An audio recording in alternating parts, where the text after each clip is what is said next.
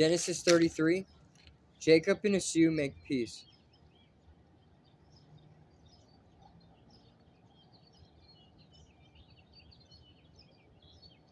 Then Jacob looked up and saw Esau coming with his 400 men. So he divided the children among Leah, Rachel, and his 2 servant wives. He put the servant wives and their children at the front, Leah and her children next, and Rachel and Joseph last. Then Jacob went on ahead.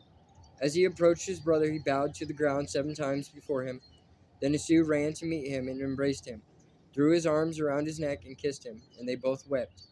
Then Esau looked at the women and children and asked, "Who are these people with you?" "These are the children God has graciously given to me, your servant," Jacob replied.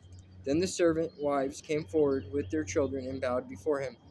Next came Leah with her children, and they bowed before him. Finally, Joseph and Rachel came forward and bowed before him. "And what were all the flocks and herds I met as I came?" Esau asked. Jacob replied, "They are a gift, my lord, to ensure your friendship." "My brother, I have plenty," Esau answered. "Keep what you have for yourself." But Jacob insisted, "No, if I have found favor with you, please accept this gift from me. And what a relief to see your friendly smile. It is like seeing the face of God. Please take this gift I have brought you, for God has been very gracious to me. I have more than enough." And because Jacob insisted, Esau finally accepted the gift. "Well," Esau said, "let's be going. I will lead the way." But Jacob replied, You can see, my lord, that some of the children are very young, and the flocks and herds have their young too. If they are driven too hard, even for one day, all the animals could die. Please, my lord, go ahead of your servant. We will follow slowly at a pace that is comfortable for the livestock and the children.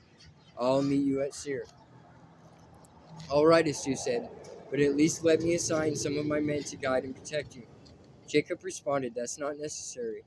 It's enough that you've received me warmly, my lord."